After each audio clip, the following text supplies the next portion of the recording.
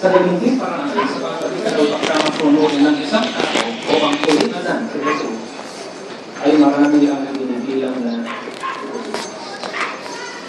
kaya mula sa unang Adan na sumuway sa Diyos may opa, nagdulot ito sa atin o ibinilang tayo dahil dito bilang mga makasalanan na karapat dapat sa pagpapagsa. Pero para sa huling Adan, dahilan sa kanyang pananatiling tapat hanggang kamatayan, ibinibilang tayo ngayon na matuloy na karapat dapat naman sa kanya. Kasi sikat napakalaking pribilegyo mga kapatid at mga kaibigan natin na maging bahagi ng pamilya nila. Pero ang tanong bakit kailangan mamatay si Jesus? Maliwanag na binabanggit sa unang Pedro, kabanatang 2, talatang 22, na si Jesus ay walang kasalanan. Wala siyang kahit kapiting na kapintasan. Kaya hindi tulad ni Adan, hindi siya mamamatay dahil sa anumang kasalanan na gawa niya. Kaya anong kahulugan ng kamatayan ni Jesus? Yan ay sinasagot po sa atin muli ng banal na kasulatan sa ulat ng Hebreo, kabanatang 2, talatang 9. Pagkasuyo, basahin natin muli. Hebreo 2:9.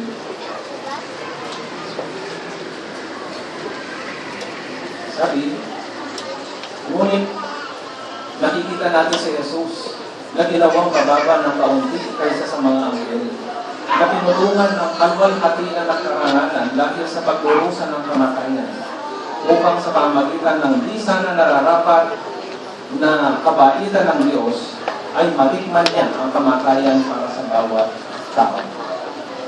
Kaya maliwanag na namatay si Jesus para sa bawat isa sa atin upang tayo ay mabuhay magpagagamit. Hindi ba nakaanting puso na isipin si Jesus ay handang magpusa at mamatay upang tayo naman ay mabuhay? Sa diwa, dahilan sa pananatiling tapat ng Panginoon Jesus, ay nailaan niya yung kompletong pambayad sala na natatakip ng buong buo doon sa kasalanan at kamatayan na namanan natin mula sa ating unang mga magulang sina Adan. At ang naging kapalit nito, kasakdalan at buhay na walang hanggan ang nabuksang pag-asa para sa buong sangkatauhan.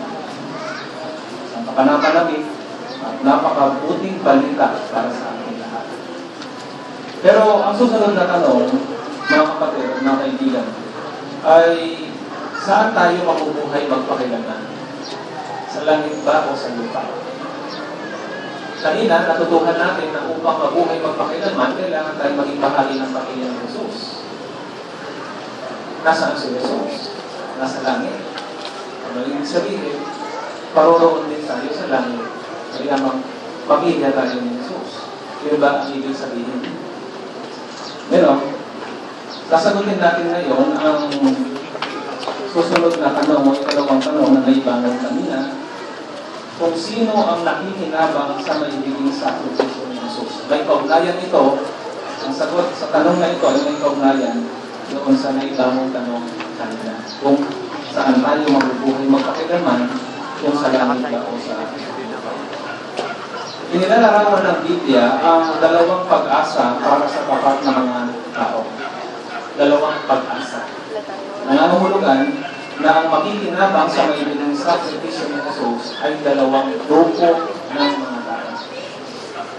Sinisiwalat po ng Biblia kung ano ang dalawang grupong ito. Ang unang grupo ay meron lamang limitadong bilang. Limitadong bilang, eksaktong bilang, ngunit kaunti lamang.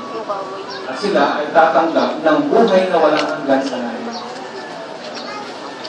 Gagawin nila doon ang isang pantanging atas na maging kasamang tagapagmana ng kaharian upang maghari at magsilbing saserdote kasama ang Panginoong Jesus. Ay ikalawang grupo naman ay ang mas nakararaming bilang ng mga tao. At sila ay mabubuhay sa isang paraisong lupa ayon sa orihinal na layunin ng Diyos dito sa lupa.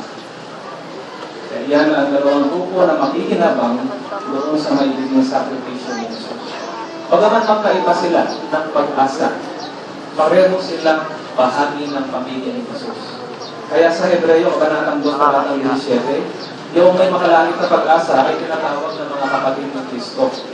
At doon naman sa Isaiah 26, yung mga may makalukang pag-asa ay tinawag naman bilang kanyang mga anak. At si Jesus bilang ang kanilang walang hanggang ama. Ang tanong, ang pagpili ba kung saan tayo paroroon, kung sa langit ka o sa lupa, ay nakadepende sa ating personal na desisyon. Tayo po ba ang pipili? Gusto ko na ang pag-asa ko sa langit. Ikaw naman gusto mo ang pag-asa mo dito sa lupa. Nasa ating po ba ang kalayaan at karapatan natin? Ngayon, tutulungan tayo ng ulat sa Juan, Kabanatang 3, Talatang 5 hanggang 8.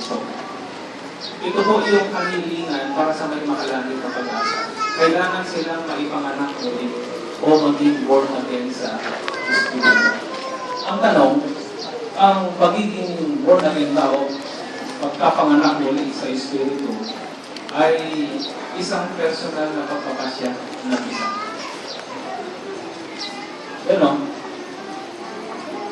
Ang pananalitang Grego na isinaling maipanganak muli o born again ay maaari ding isalin na dapat maipanganak mula sa itaas.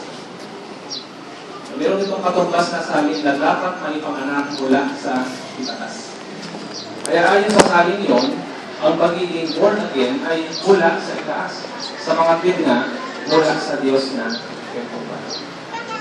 Kaya maliwanag na ang Diyos na Jehovah ang magpapasya kung ang isa ay kabilang doon sa panganganak muli sa Espiritu na may makalangit na pag-asa o kabilang naman sa may makalupang pag-asa. Sa katunayan, merong itinakdang bilang, gaya na nabanggit kanina, yung makakasama ni Kristo sa makalangit na kaharian. Ilan kaya sila? Isinisuwalat po ito ng Biblia dito sa Apokalipsis, Kabanatang 14, Talatang 1. Apokalipsis 14:1. Sa ating po natin ito. Sabi, at nakita ko at narito ang Kordero, tumutukol kay Jesus, na nakatayo sa bundok Sion o sa makalangit na kaharian. At sino ang kasama niya? Ilan sila? At ang kasama niya ay 144,000 na may pangalan niya at pangalan ng kanyang ama na nakasulat sa kanilang mga loob. Kaya ilan? 144,000 lamang ang nakatakdang magmana ng kaharian na makakasama maghahari ni Jesus sa makalangit na kaharian. Ginanggit doon sa huling bahagi ng teksto sa Apokalipsis 14:1 na ang 144,000 na ito ay may pangalan niya o ni Jesus at pangalan ng kanyang ama na makasagisan na nakasulat sa kanilang mga loob. Ano po ba ang kahulugan nito? Nangangahulugan na 144,000 ay pawang mga Kristiyano.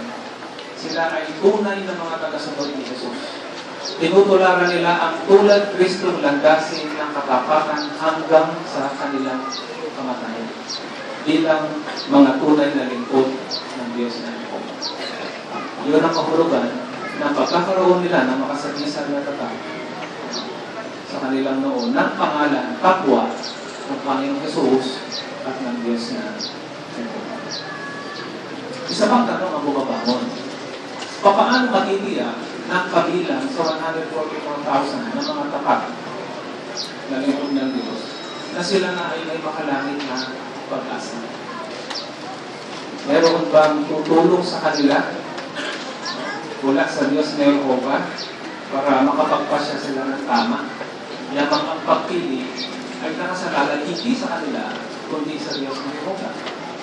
Pero, sa Roma, kabanatang 8, talatang 15 hanggang 17, kung babasahin natin, ay ganito ang nilalaman.